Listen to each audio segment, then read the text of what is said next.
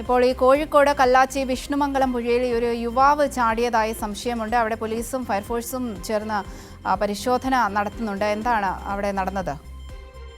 അവന്തിക, ഇന്ന് രാവിലെ 8 മണിയോടെയാണ് ഇങ്ങനെ ഒരു സംഭവം ഉണ്ടായത്. ഈ കല്ലാച്ചി പുഴയിലാണ്. കല്ലാച്ചി പുഴയിൽ ഈ 8 മണിയോടെ ഒരു യുവാവ് ചാടി, ആ പാലത്തിൽ നിന്നും ചാടി എന്നുള്ളതാണ് നാട്ടുകാർ അങ്ങനെ ഒരു സൂചന ലഭിച്ചത്.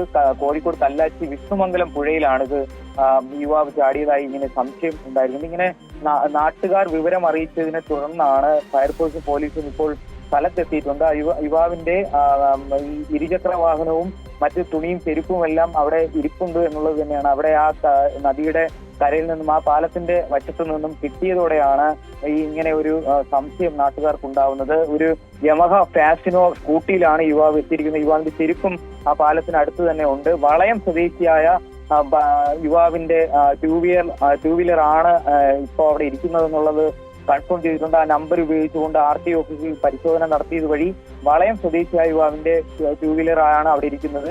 പക്ഷെ ആ സ്വദേശി അയാൾ തന്നെയാണോ അവിടെ നിന്ന് ചാടിയത് എന്നുള്ളത് അതും കൺഫേം ചെയ്യേണ്ടതുണ്ട്. ഈ ടൂ വീലറും ചെരുപ്പും ഈ പരിസരത്ത് ബണ്ട് പരിസരമായത് തന്നെ അവിടെ വലിയ രീതിയിലുള്ള ഒരു ആഴം ഉണ്ട്. അതുപോലെ തന്നെ മലയോര മേഖലയിൽ, കോഴിക്കോട് മലയോര മേഖലയിൽ വലിയ രീതിയിൽ മഴ പെയ്യുന്നുണ്ട്. അതുപോലെ തന്നെ കുത്തൊഴുക്കും ഈ ഒരു പാലത്തിന്റെ ആ ഒരു ഭാഗത്തായി ഉണ്ട്.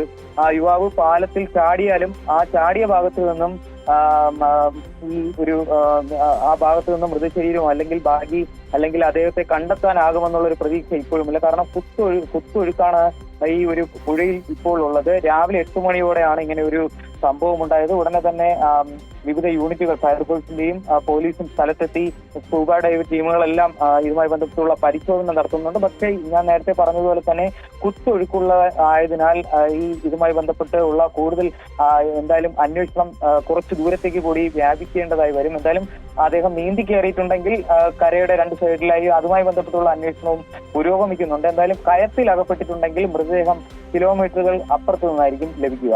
അവന്തിക. ശരി, അരുൺ ബിജിയാണ് വിശദാംശങ്ങൾ നൽകിയത്.